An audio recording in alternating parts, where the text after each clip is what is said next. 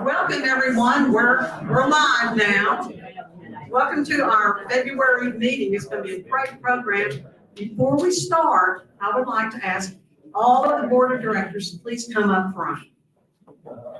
I see one of them shaking his head. He won't come up, but the rest of you all, would you please come up front? Lauren. Yes. Clyde, could you come up front, please? No, I want you in Lauren. I want you in front. Hey, Lauren. Lauren. I guess y'all are wondering why I gathered you here today. Thank you, Tom. But you up there. We're gonna pass the plate. You're gonna assign your tasks. We're signing it right now. And here's one last one. Kent, can you come up front, please? Congratulations, you were just elected chair. Yeah. Over here, Kent. Right here in the front. I'd like to introduce our board of directors. On the end, we have Clyde Covington. Now he needs no introductions. Or John Purple, Ron Fuller, Julie Brenner Nix, Elaine Johnson, Carol Minster Dyer, and everyone knows who this is, Tom French. They're our current board members, and we have 3 new board members that we'd like to install. And I just want to say, will you accept the duties as the board of directors of the Garland County Historical Society? Yes. Thank you. Y'all are now official board members of the Historical Society. Yeah. Now, we are all going to lead you in the Pledge of Allegiance.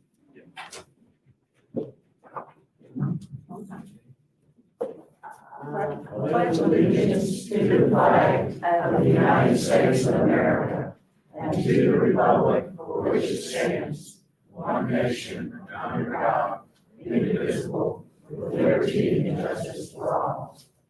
Thank you.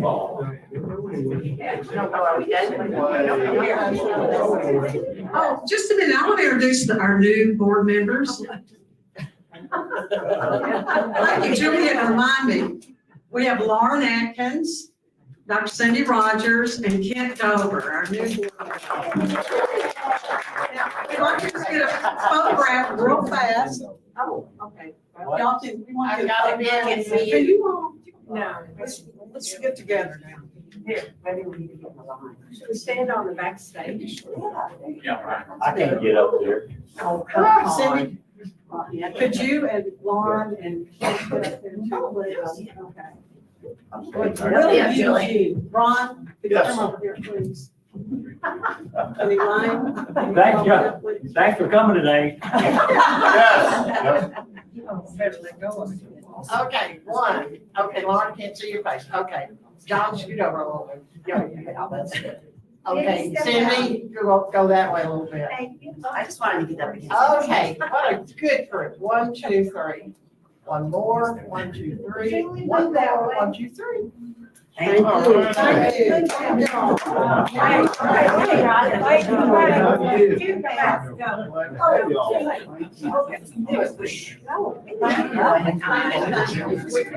Here we go, y'all.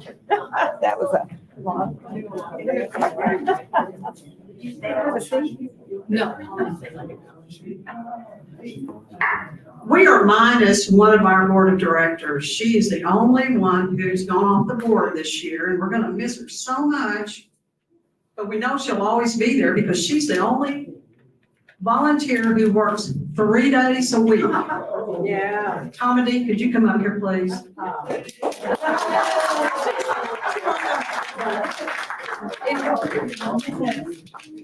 Want to give this to her to put in her shared office. She and Susan DeLindy's shared office. We do, thank you. In gratitude and thanks to Tom and Dover with us. We appreciate that.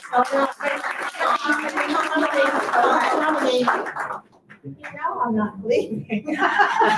Okay, bring it out. 1, 3. 2, 3. Thank you. Thank you, Tom. I do have notes. We're gonna miss her at the board meetings, but we won't miss her because she'll always be there, and we appreciate all of her thoughts, her ideas, and most importantly, her opinions. Real fast, we have minutes from the last meeting, Elaine. Okay, we need to approve those. Tom French, do we have a second, Julie? All those in favor? Aye. Opposed? Okay, the minutes have been approved. Now it's Liz.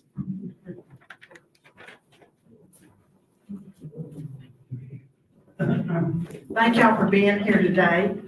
I'd like to invite you to our next meeting here in this room on the third Tuesday, March 19th, where our speaker is going to be Hot Springs National Park Ranger Kendra Barrett, who's going to tell us stories about very interesting women who've made contributions to local history. We're delighted today to have Diana McDaniel Hampo as our speaker. And many of you know and love Diana. She was born and raised in Hot Springs. She got her undergraduate degree in English from St. Lawrence University in upstate New York, and her master's from Eastern Washington University. And then she moved back across the country, and in the 1890s, she worked as a freelance writer in the What's she say? 1980s. What did I say?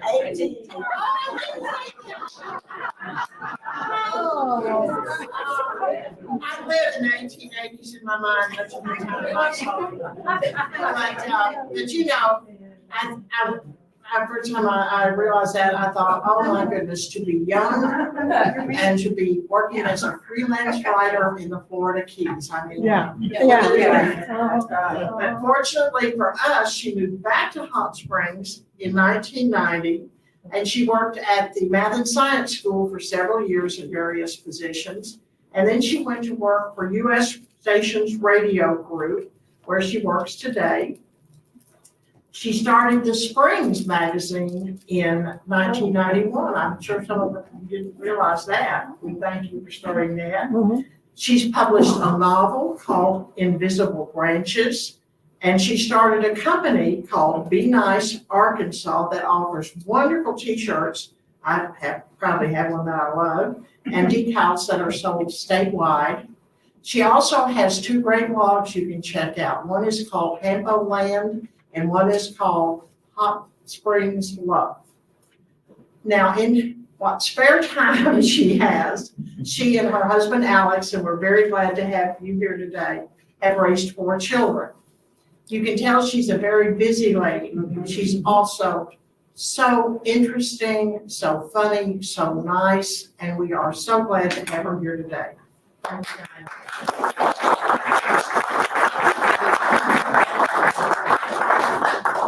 Hi there. Well, there's more of you than I expected. In that 1890, it's the water that's done me so much.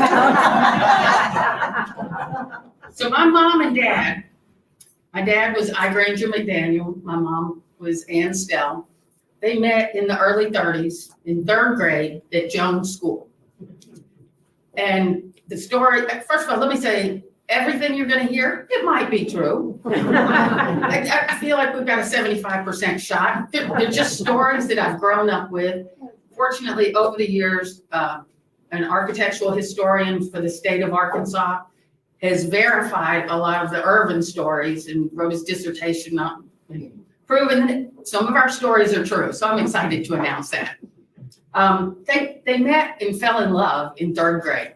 They came home and they told their parents, we're in love. And this was kind of a shock because my mom's dad was a surgeon at St. Joe's, and my dad's dad was an architect, and it was the Great Depression. And so it was kind of rough going.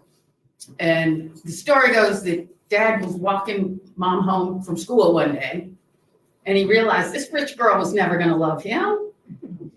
And so he made up a lie, because McDaniels are really good at telling stories. And he said, my uncle owns a circus, and the girl who marries me gets her own elephant. Well, mom believed him and always swore she married him under false pretenses because she never got it. And I usually wear, I've got a little gold elephant on today. This is one of the elephants Dad gave her over the years on their anniversaries, over and over and over again. So Mom lived on Prospect, Dad lived on Whittington. And as a little boy, he realized after school, he could follow the deer trails over West Mountain and land right in her backyard. Well, Daddy Jack, the surgeon, was not really happy about this rough cut little boy in his backyard every day. And so he told the ladies who ran the house, they can play once a week. And so the ladies, they felt bad. They liked this little kid.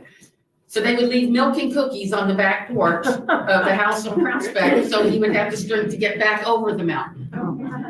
Okay, this will come in a little bit about running over the mountain. So my family on my dad's side came to Hot Springs because my grandfather, Irvin Donald McDaniel, was an architect in Memphis.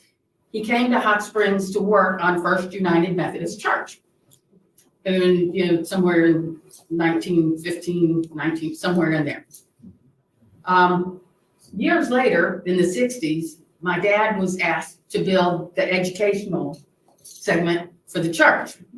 Well, three things happened. At that time, I'm sure you all remember the Howard Johnsons next door. Right. Okay, like bright colors, horizontal lines. Yeah. It was pretty gaudy. Yeah, Dad designed that too. But Dad realized he had to find a way to stop the Howard Johnsons. So that's where Touchdown Jesus came from.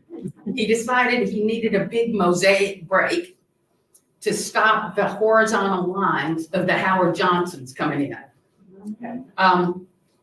He hired some mosaic artists in Mexico and then didn't tell Mom what day they were going to show up for dinner. And it was a really awkward dinner that night with these 5 Mexican artists who didn't speak English and my mom. Dad always knew that the church did not have the budget to compete with the glory of the sanctuary. It was just too much. So he said he designed the building as a curve to draw your eye to the sanctuary because he knew that was the special part. But still, it's one of my favorite buildings in Hot Springs. What I really love about it is when it rains, the stones that he used look exactly like the ones in the sanctuary. And he did that intentionally. He wanted to make it all match, but not compete. So now we're going to jump back in time. World War II. Mom and Dad were at Hot Springs High, right? When Dad was 17, America had not gotten into the war, and he had taken a handful of flying lessons at Hot Springs Memorial. A handful, 4, 5. But he decided he was going to go join the war effort because he was a pilot. So he dropped out of high school, forged his own birth certificate and diploma, got to Canada. They believed he was a pilot and said, oh, the RAF needs you, and shipped him to England. So Dad's in England. He's 17 years old. He's the co-pilot of a short Sterling bomber with an 8-man crew because, well, he could tell good stories. He could tell. And it's funny because Dad always told stories about himself and presented himself in a very dashing way. All the comments I've read from fellow officers were, he was a funny little American. He was a cocky little American. But he flew, and finally, on his first mission as captain of this short Sterling with an 8-man crew, first mission, gets shot down in the North Sea. Okay, so he spends 4 days in a dinghy. He managed to save 2 out of the plane. The rest went through the windscreen or were killed by incoming fire. They're in the dinghy for 4 days, and they finally get picked up by a Dutch fishing boat. And this is the North Sea, so it's cold. Paul is the captain of this Dutch fishing. And Dad spent 2 days on the boat. He wrote a letter home to his mother, Camille, who lived on Whittington Avenue. And I still have the letter. And it basically says, don't worry about me. I'll make sure my pay comes to you. Tell Dad to keep collecting architectural books for me. Okay, that's odd. Then he said, I'm smoking a big black cigar right now. Guess I better enjoy it. I'll be, in officer's POW camp. And then at the end, he just said, keep the faith. Always keep the faith. That letter made it to Whittington with no stamp, no postmark, 100% underground. They never knew how or where it came from. And so we have this framed at the house. The strangest thing he said in this letter, this 17-year-old spunky little American, is I'll find a way to study architecture in prison camp. Maybe he didn't understand the notion of a prison camp. I don't know. What made him think he was going to get to study architecture in a prison camp? That's insane. He was placed into Stalag 3, and sure enough, his bunkmate was an architectural professor from the University of Warsaw. And for 4 years, he studied architecture right there in the prison camp. He could get two mails a month. And he always got one from my grandfather saying he needs to understand cantilevers. He needs, things that he wanted this architect to teach him. And so what else did they have to do?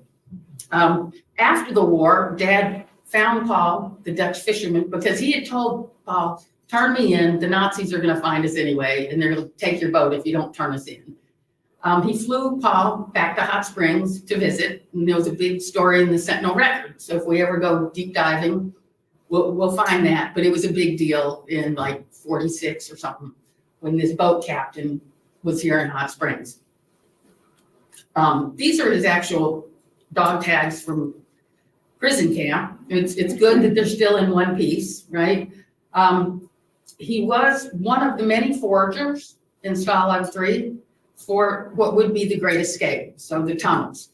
And there were lots of foragers because they all needed papers, they all needed everything. But Dad was always excellent at foraging.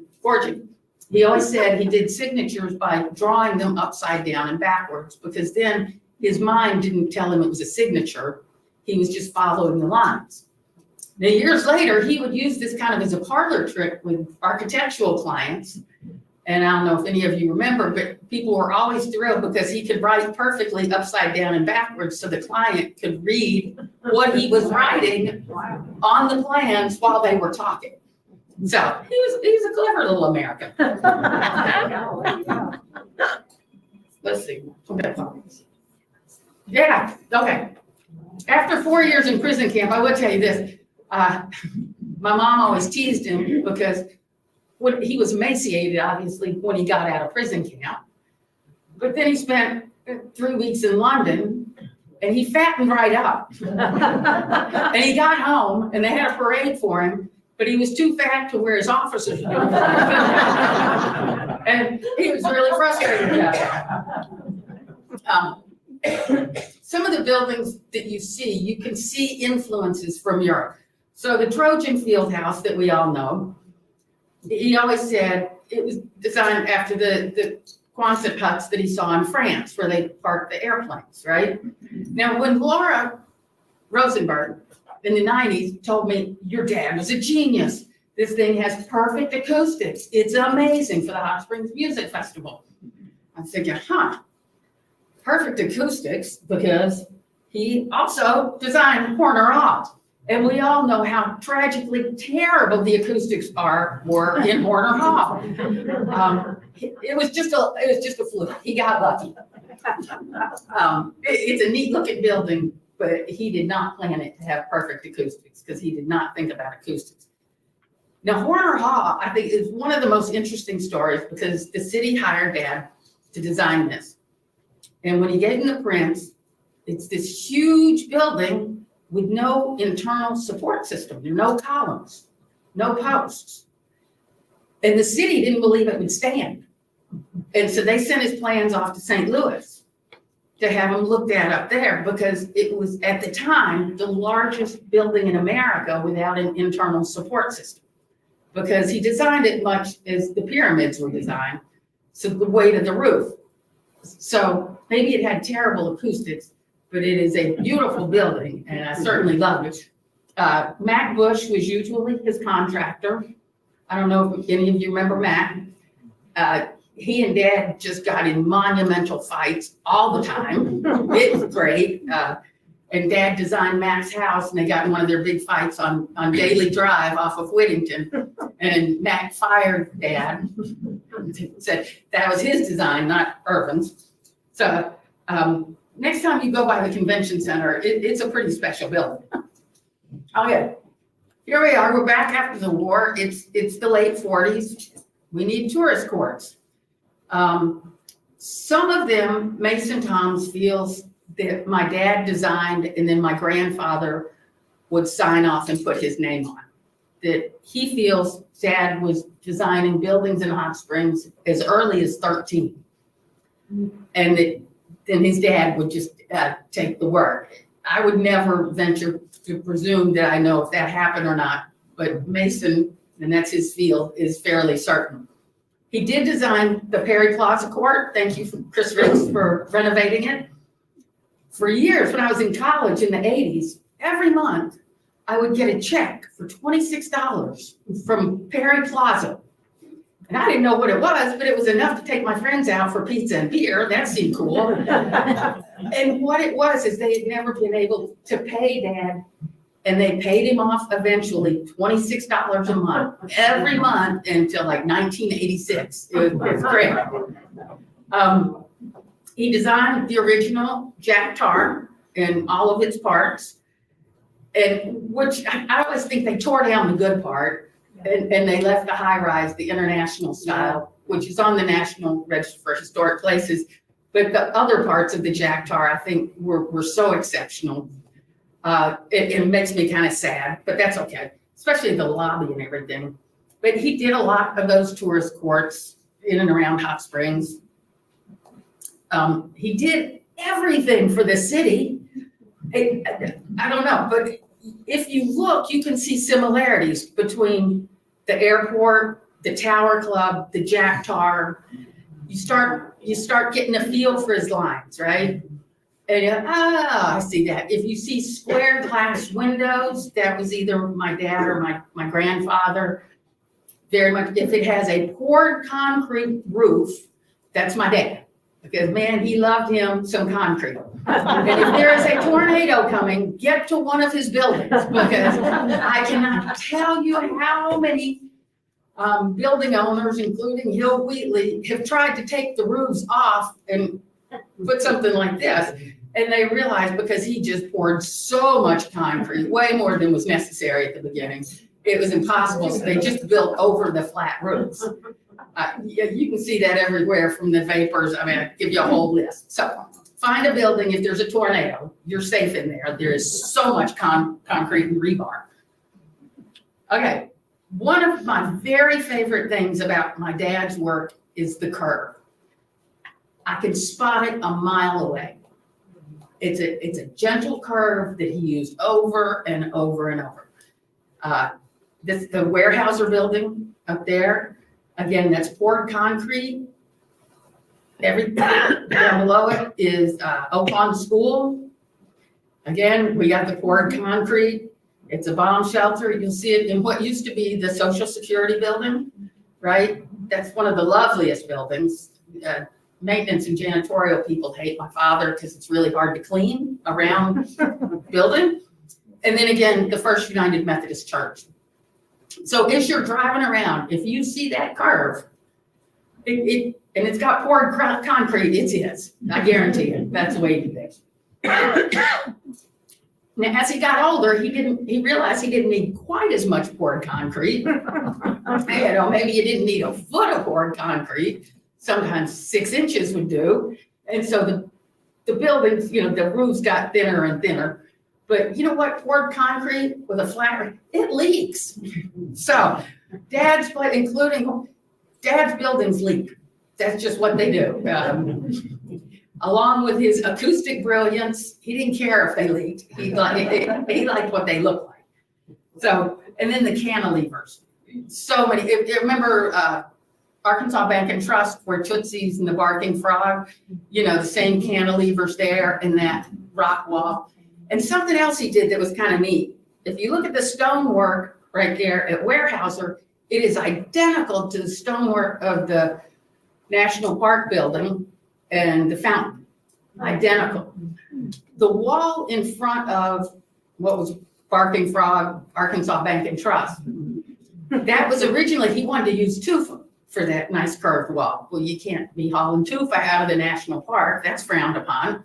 So he used volcanic rock from Hawaii because it's very, very similar.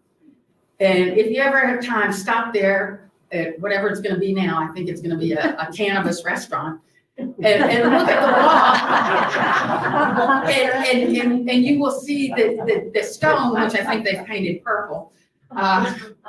It's very much like tufa, but that's volcanic stone that he brought in for the bank. And it's a really pretty building. I'm sorry what's happened to it.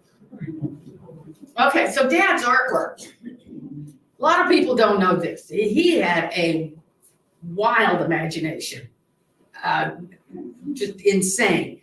His clowns were recently purchased. There were a pair of them, and they creeped me out when I was a little girl. They in the living room, and I would crawl behind the couch to avoid having the clowns spot me. And my kids were terrified of the clowns. But they were recently purchased by somebody who has one of Dad's houses on Lake Hamilton. So the clowns are together, and that makes me so happy that they're with somebody who appreciates his work. That was really important. He did a lot of nudes. He did, this one in the middle is just a tracing of a building. But we realized one day, if you flipped it over, the perspective was just the same, which is wild. So it's almost like an Escher. And this was just a tracing for a building. He spent so much time and detail, but if you flip it over, everything works perfectly upside down, which is rather remarkable. He was an exceptionally handsome man, but he was short, and he's like 5'7". The men in the McDaniel family are oftentimes short, but as my brother used to say, I've been kissing uphill all my life, and it didn't seem to slow him down. Yeah. Okay, in Hot Springs, for a time, he was the man. There was one architect everybody hired. So whether it was the convention center or what is now Chamber of Commerce, City Hall, the Vapors for Dane Harris, and then he went to Turkey with Dane and designed a casino in Turkey with him. Buildings didn't seem to get built without my dad. So he was unbelievably prolific for an architect. I don't know how he did it. He had two great draftsmen, Fred Stugler and Morris Cash, who worked downstairs. His office was at the end of Whittington to the right of the Weyerhaeuser building. And that was kind of his office and his bachelor pad when he came back for the war. But it's the number of buildings this man cranked out that I'm just fascinated by. A lot of his houses, if they had children, he would design a boo hole, which was a place you could hide in and jump out and say boo to your mom. And so if you've got one of his houses with a boo hole, that's pretty neat. That's cool stuff. He designed Moonlight Bay out on Lake Hamilton, and it was one of the first condominiums in Arkansas. Saying condominium when you're 8 or 9 is hard. Convincing your friends at Jones or Greenwood what a condominium is, that's even harder. But he and Dwight Babcock, they partnered on these things. And I told Liz a story, maybe I shouldn't tell it, but I'm gonna go for it. Okay, there's the boardwalk on the lake in front of Moonlight Bay, and then there's a little island about 100 yards off. Does anybody know? Seen that, right? So this was the late 60s, early 70s. So my brothers would stand out on the boardwalk and they would hit golf balls to the little island. And they'd hit a dozen or 2 dozen golf balls out there. And then they'd call me Pooh and they'd say, oh, go get the golf balls. And so I was like a golden retriever. I would like swim 100 yards out, collect the golf balls, put them in my swimming suit, swim back to the dock. And I'd give the boys their golf balls. balls. And lots of friends from Hot Springs High would come hit golf balls with him. Well, years later, they told me that they did that so they could smoke pot and had to get rid of me. That made more sense than their, newly acquired love of golf. Which, okay, things Dad didn't design. Okay, the Aristocrat. And a mystery. Does anybody know who designed it? No, to this day. It's actually a pretty cool design. I know it's old and stuff, but the way it's angled so everybody has a wonderful view, it is a lovely building. The Medical Arts Building. Nope, didn't have anything to do with that. My grandfather, Dr. Stell, was one of the doctors, the consortium of doctors that had the Medical Arts Building built. But that's our only tie to the Medical Arts Building. The Mountain Air, same thing. People, it might have been done by my grandfather, but there's no chain of evidence that we can find.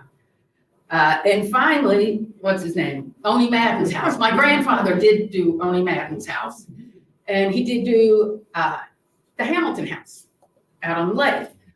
For a while, Encyclopedia Arkansas gave that credit to my dad, but he would have been 7, and I know he was precocious. But he didn't do the Hamilton house at 7. Oh, there we go, come on. We can do this, Bob. Oh, okay, and then when Dad was 51, 52, he died of a massive heart attack.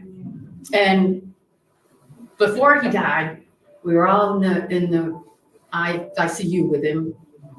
He said, pour my ashes on West Mountain, because I'll always be running to my girl. Yeah. And so he was referencing all those years. He ran over West Mountain to see my mom. So he's still up there. I feel incredibly blessed that when I drive around Hot Springs, he's there. He's in the buildings. He's in Touchdown Jesus. And so there's the story of Granger McDaniel.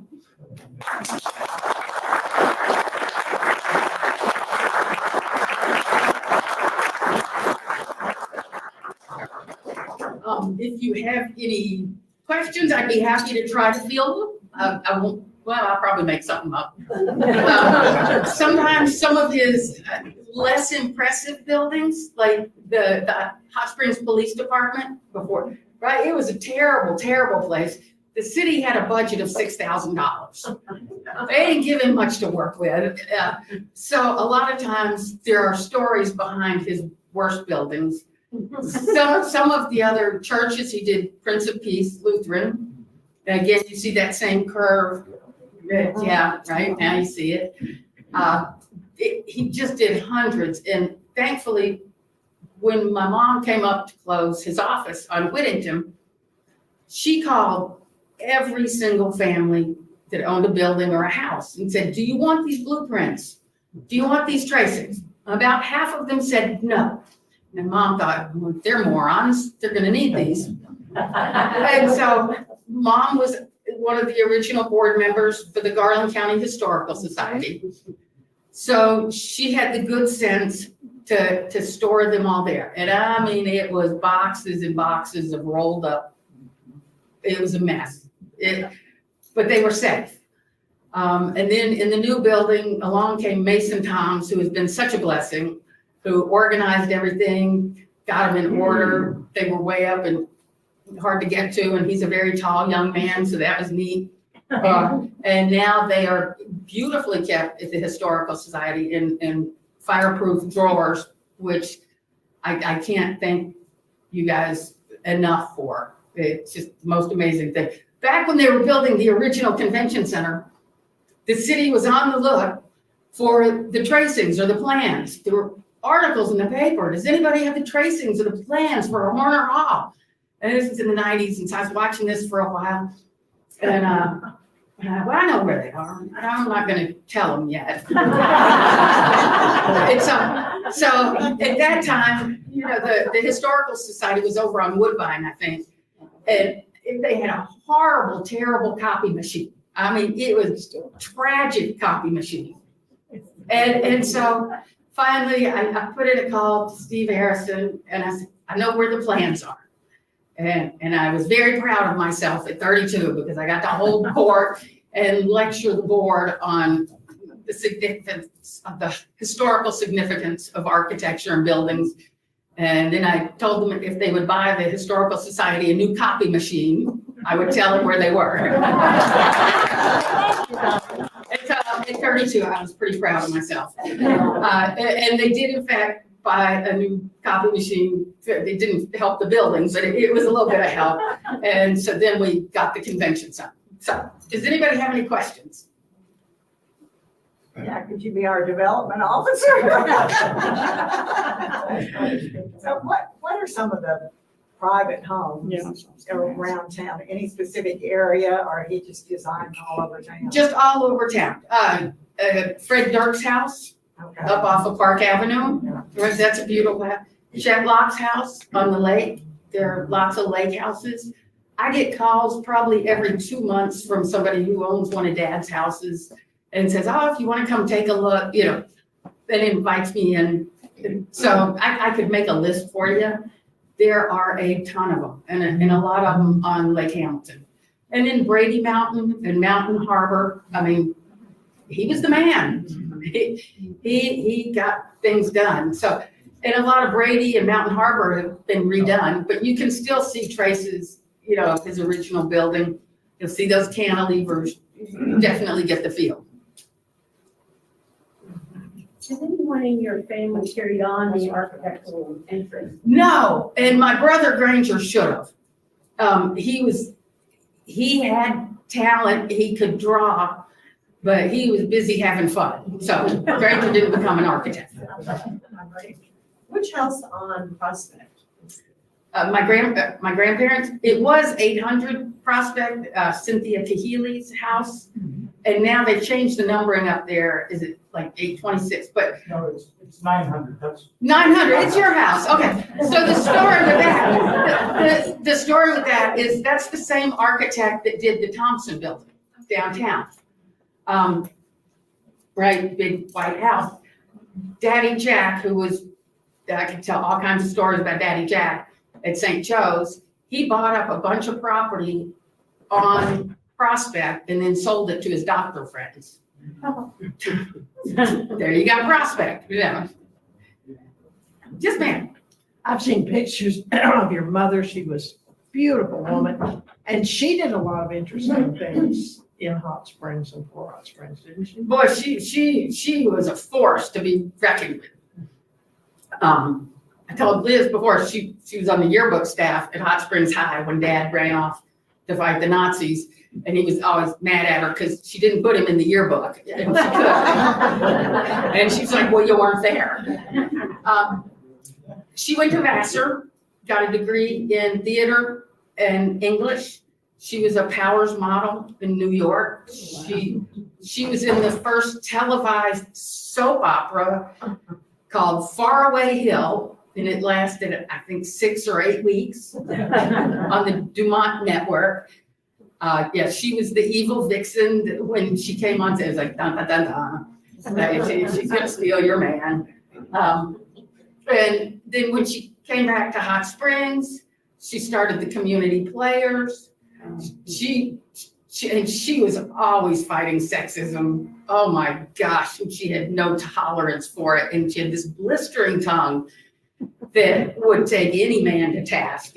She and Ray Smith were friendly foes. Oh my gosh, they loved to argue. But she did a lot of amazing things too. Yes, ma'am. Do you know the history of the Great Escape and why the producers happened to zero in your father's POW experience? Okay, so as an officer for the RAF, it was his sworn duty to try to make a mess and interrupt things for the Germans. Because I was so young when he died, I didn't hear a lot of the stories that my brothers heard, but I've read books, and when he first came home, he was very talkative. He just ran his mouth.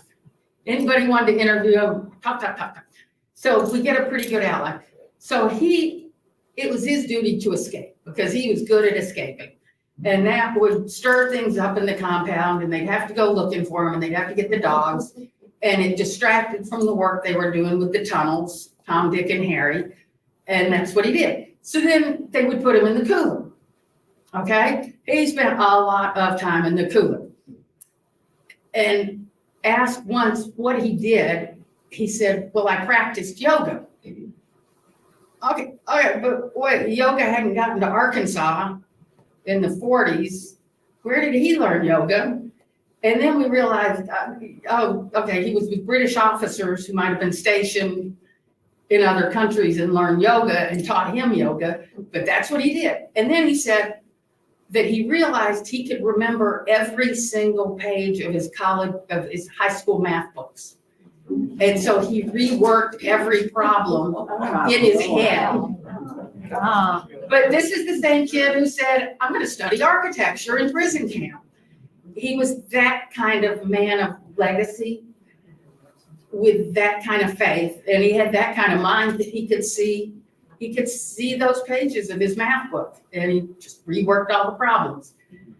So that's what he was doing and why he was escaping, and he was the cooler kid.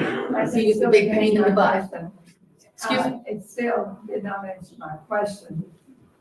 How did Great Escape producers know about him and why did they choose him? Oh, and there are several books written about the Great Escape in the late 40s and early 50s by people that he was in prison with. And so I'm sure they picked up on those. Was Dick Terrell with him? Was he also in the Great Escape? Do you remember that? No? No, I think he was. Okay, he was in Okay. Scholar Okay, one. Okay, okay, thank you. and then Dad was Eagle Star 3. And I'm remembering something, and then toward the end of the war, when he did escape and had these incredible adventures, and he ended up in Paris, which you think, of course, Granger McDaniel ends up in Paris. End up in Paris, right? He was liberated by the Russians. He quickly figured out, Russians are almost as bad as Germans. This isn't going to work. And so he ran away from the Germans for the Russians and got to Paris. Yes. And they fattened him right up. Yes, ma'am. I think your dad was also real involved with Sleepy Valley, which most folks don't remember, but it was a major subdivision out on the Gorge Road.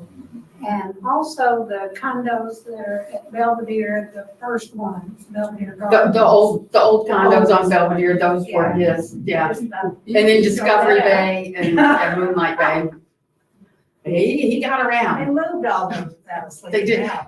Yeah, somebody told me, we lived on Park Avenue, with Circle Drive when I was a little kid, and people remember seeing Granger with golf clubs on his back, skateboarding to Belvedere down Park Avenue, which I love thinking of that. Okay, gotta get there somehow. Anybody else? Well, just, Just quickly, I wanted to let people know that there's a tour being organized by Preserve Arkansas that will be going around Hot Springs looking at a lot of your father's work. So that's coming up. I don't know, tentatively April 19th and 20th. So it's after the eclipse.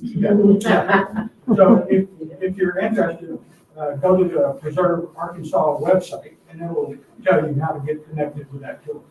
Thank you. Yeah, I'm excited about that. And also, if people look at the 2017 record, Granger is the featured cover story in an article by Mason Holmes, and she was talking about that, looks at his architecture and also his wonderful personal history. Yeah, Mason is amazing. He discovered things about Dad that I certainly didn't know. A lot of his best work has been torn down. First Baptist Church right across from Oaklawn. That was a beautiful piece of mid-century architecture. And preservation of mid-century hadn't gotten to Arkansas yet.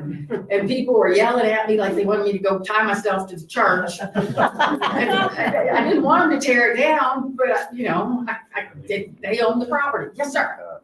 Mason is watching live and says to ask you about Granger's trip back to the U.S. from England. Oh, where he got mad. Oh, gosh, okay. So he came across on the Queen Elizabeth and landed in New York, and he and Mom immediately got in an argument. And so he huffed and puffed and got back on the boat and went back to England. He got to England and they really didn't want him anymore. The war was over, and the only person, and this might not even be the story Mason's talking about, but the only person he could find was an old madam that owned a brothel.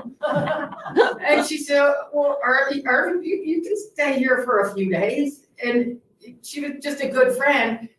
And finally he came home again because England didn't want him anymore. And Mom and the lady who owned the brothel became pen pals, of course, yeah, which Dad never appreciated. But so Mason, I don't know if that's the story you were looking for. Next time you can tell that story if I missed hers. So Yeah. when did your mom and dad get married? I'm sorry if I'm interrupting your question, but. They got married St. Luke's, 1949, 1950. Okay. Mom got mad at the Baptist church and made us all be Episcopal.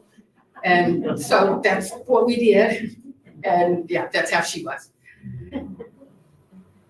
Yes, ma'am. What about credentialing for the architectural? So that's a good point. He came back, he had not graduated from high school. They allowed him to sit the AIA exam, and he made, as I understand it, the highest score to date, not this date, to his date, they had ever seen. So, 0 formal education. 4 years in prison.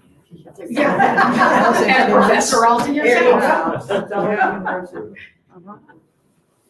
Anybody else? Yes. Why'd you start Be Nice? Be Nice, Arkansas. Thanks, Karen. Okay. Be nice was always the catchphrase in our house, raising 4 kids. Yeah, just be nice. Please, just be nice. Like that. And then when the pandemic hit, all the kids called and said, Mom, nobody's being nice. You got to make this be a thing. So I said, okay. And so I made some Be Nice Arkansas t-shirts, which Karen was one of the first to buy. I couldn't believe people were buying these shirts, especially school teachers and waitresses, because who was being really mean to waitresses and school teachers? And so I said, this is actually a thing. So we made, decals, and we donate part of the proceeds to the Arkansas Food Bank, and they've got them in the Arkansas State Capitol, and it's kind of cool. Like I see people with a Be Nice sticker, or people will see me with mine, and I'll hear this honking, and I'm like, don't honk at me. And I want to go flip them off, and I realize they're waiting. And aren't they on a website? Where can people? They are BeNiceArkansas.com. And we've got a new Eclipse shirt, but yeah, don't flip off the people that are honking. Yes, ma'am. Were there any drawings from his childhood that your family has that indicated he had a particular, talent for the future or something? Yes, growing up there, he designed the most elaborate doghouse for my mom in 3rd grade. I mean, with a sunroof and a watering system, and there were lots and lots and lots. They somehow disappeared over the years, which is a real shame. We've got lots of letters and things like that, but once upon a time, there were lots of doodles and sketches, but everything he did was, man, it was dead on. He wasn't messing around. Anybody else? Outside of Hot Springs, did he do anything else around the state?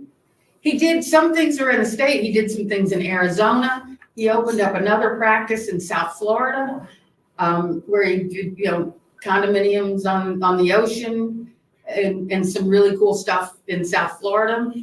Then the casino in Turkey with Dane Harris. So he was around.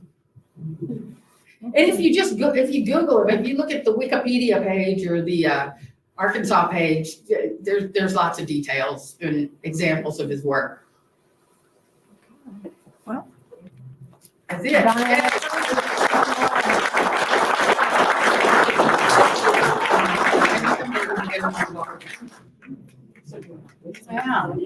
It should be. Dinah said maybe one of these days we get him on the Walk of Fame here in Hot Springs. And that's terrific. He needs to be He's been there. rejected twice. He's been rejected twice? Oh my goodness, okay, that's our next mission. I want to thank you all for coming. Hope to see you next month. We're adjourned.